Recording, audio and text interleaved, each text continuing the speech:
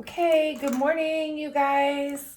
We are on our fourth day of the week. It's Thursday, so you should be pulling your packet that says April 20th to the 23rd. And you should be flipping past Monday, past Tuesday, past Wednesday. And here we are on Thursday. So today is the 23rd of April and the year is 2020. So I'm just going to write my date down there. Okay, and then let's take a look at what we're going to be working with today. So it looks like we're going to be doing some practice with syllables again. And so it says at the top, it says when a syllable ends in a vowel, and maybe you can read it with me. When a syllable ends in a vowel, the vowel sound is usually long. This type of syllable is called an open syllable. When a syllable ends in a vowel, it has to end in a vowel. The vowel sound is usually long. This type of syllable is called an open syllable. For example, the first syllable in the word lilac is L-I. The syllable L-I is an open syllable and the sound of the vowel I is long. Okay, so in section A, it says put two syllables together to make a word and then write the word on the line, then match the word to the picture name. So we'll practice number one together, okay? So I know that this is spy because, again, we have a vowel and it says the first syllable in the word. So, for example, with spider, the first syllable in the word spider is spy. So the syllable S-P-I is an open syllable and the sound of the vowel I is long. So we say spy and then der. So of course we have spider. And then you're going to draw your picture to spider. So now as you read, none of these words end in a silent E, but because they're open syllables, all of these vowels will be long as you work on putting your syllables together and figuring out what that word means. Okay, part B, you're going to divide each word into syllables and then write the syllable on the line. And then again, we know that these are open syllables, so you're going to have a long vowel sound. So this is going to be even, okay? Even. So you're going to do the same thing with 7, 8, and 9. Okay? Good job. All right. On page 294, you have another spelling practice. It says fold the back paper along the dotted line. Fold back the paper along the dotted line. So you're going to go like this and then try to line it up nice and neat and fold it down, okay? Use the blanks to write each word as it is read aloud. When you finish the test, unfold the paper and use the list use the list at the right to correct any spelling mistakes. So what I'm going to do right now, you can get somebody else to read the words out to you, or if you want, go ahead and fold it back right now. And what I will do is I will give you a practice right now, okay? So I'm going to take the paper away, but you should still have it in front of you, and I'm going to read out the words to you, okay? Number 1, practice writing the word lit. 1 is lit. 2 is little. 3 is set. 4 is settle. 5 is rip. And if I'm going too fast, just pause me. 6 is ripple. 7 is pad. 8 is paddle. 9 is mid. 10 is middle. 11 is lady. 12 is open. 13 is group. 14 is important. 15 is only. Okay, so once you finish practicing your words, then you're going to unfold your paper and go through and check off the ones you got right and maybe highlight the ones you didn't so you know which ones you're going to practice, okay? All right, we're going to continue with proper nouns, capitalizing geographic names, which is a proper noun. Geographic names, geographic names of specific places are proper nouns, which is what I just said, right? Each word of a geographic name should begin with a capital letter. Geographic is going to be a place on Earth, somewhere on Earth, okay? So here's some examples of geographic names. The Brooklyn Bridge, that's in, anybody know where that is? That's in New York. Okay, so I'm going to capitalize those two letters, first two letters of the word that are capitalized. North Carolina, that's a state just south of my home state, Virginia. So I capitalize the two first letters of both of those words, the N and the C. And then San Francisco, and all of you guys know all about San Francisco. So we capitalize both of those, okay? Now your directions say circle the geographic name in each sentence and then write it correctly in the line. So I am going on a trip to Charlottesville. So now I'm going to circle the geographic name. That's the name of a city in Virginia again.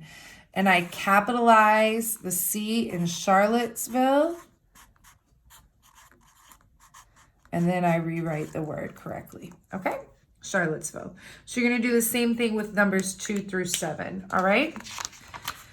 Okay, now we're going to keep on working with word problems for math today. And the way we're going to do that is we're going to read number 1 together. I am not going to help you with 2, 3, and 4, but remember we will check your answers when we come back together on our Zoom for Friday, okay? But I will help you with number 1. Number 1, it says Maxine cuts out 46 squares to make a quilt. She needs 16 more squares to complete the quilt. How many squares will be in the quilt altogether? Now, let's read the directions too real quick. It says make a drawing and write an equation. So we've got to do 2 things, not just 1, okay? So Maxine cuts out 48 squares to make a quilt. She needs 16 more to complete the quilt. How many will be in the quilt altogether? Altogether is a really important word there because it shows me what operation I need to do, okay? So she cuts out 48 squares already. She needs 16 more. And then how many will she get all together? So there's my equation, but have I drawn a picture? No, I haven't. And in order to draw the picture, you can do that in many different ways. For me, I'm going to do my tens bars, 2, 3, 4, and then I'm going to do my 1, 2, 3, 4, 5 ones, 3. So there's 48, and then I'm also going to do 16. So there's 1 tens bar, 2, 3, 4, 5, and then 6. Okay, and then maybe if I want to make it easy, I'm going to circle my 10 right there. So now I know I've got 10, 20, 30, 40, 50, 60. So I know I've got 60 and then, okay, it looks like 64 left over. Do I get the same answer if I add together? If I say 48 plus 16, 8 plus 6 is going to give me 14 where I'll carry my 1. So I agree. It's going to be 64 squares. All right. So you're going to do 2, 3, and 4 with your word problems. Okay, now today you are with writing. You're going to be editing and revising.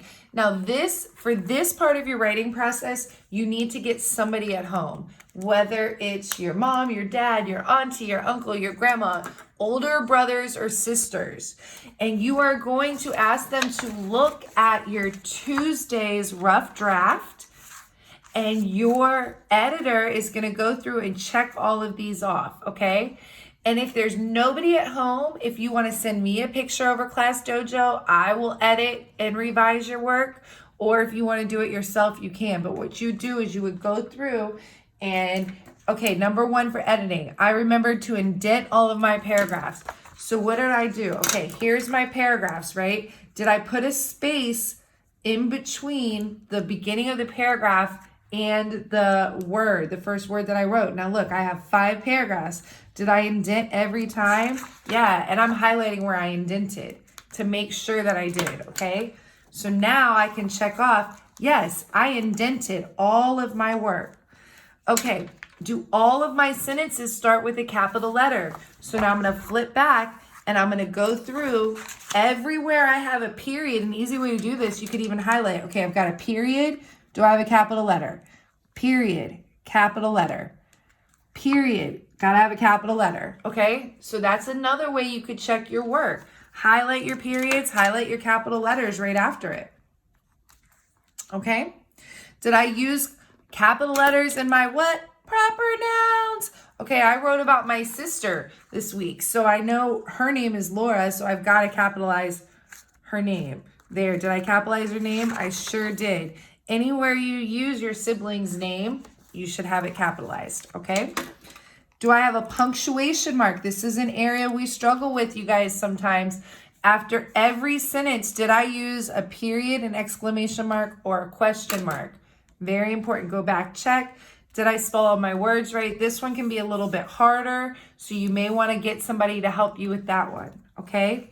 Now, with your revising, who will read my work? When you read your paper, does it sound interesting? Okay, if it sounds interesting, yes. If it doesn't sound interesting, add something. Okay, let's see. In conclusion, I like having a sister to laugh with, do things with, and to help me. Life is better when you have a sibling. Okay. Will they find it interesting? Let's see. I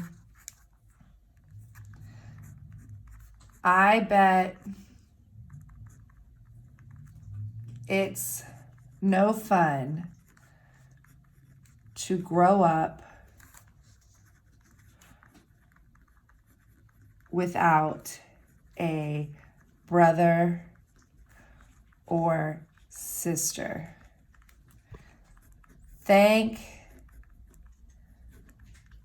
goodness for her. Okay, so that might make my paragraph just a little bit more interesting. So I just added something else, right, that may help with my writing, okay? Did I start my story with an interesting introduction that will make the reader want to read more? Okay, let me see. Did I start this? I love having a sibling. Okay, that's a pretty nice beginning. I can deal with that. That's fine. All right, did I use transition words in the body of my paragraph and my concluding paragraph? Now, this is what we've been practicing all year. Transition, transition, transition, transition. Did I use mine? I sure did. That's a big one. Will my sentences paint a picture in the reader's mind so that they can visualize what I have written about? Did you give good details? And yes, I did give good details, I think. Did my sentences stay focused on the topic? Yes. What I don't want to do, and I've seen some of us do this in our web when we were doing our pre-writing. Somebody wrote, and it may be true, but you want to stay on topic. Somebody wrote, for example, my sister is loving, my sister is a lot of fun, my sister makes me laugh, my sister is annoying. So the one that's off topic there would be saying that your sister's annoying. Now, that might be true. It might be really how you feel, but for the purposes of writing your paper, you want to stay focused on one idea, okay? And we're focusing on what are the positive reasons for having a sibling. So we would take that one out, okay? Do all of my sentences make sense? Have I used interesting words that the reader will enjoy? Have I overused any words? Am I overusing? Sometimes a word we use too much is and. So try to make sure we didn't use and over and over again. And is my conclusion effective? Does it end the story? And you are effective if you are using in conclusion and you are wrapping up everything you've written about, okay? And that is it. That leads us to Friday, and we're not going to cover that today, okay? So, good luck getting all of your work done today. We will Zoom for an hour on Friday, and make sure you bring your packets with you on Friday, okay? Be nice to your brothers and sisters, and have a great day, you guys. Bye-bye.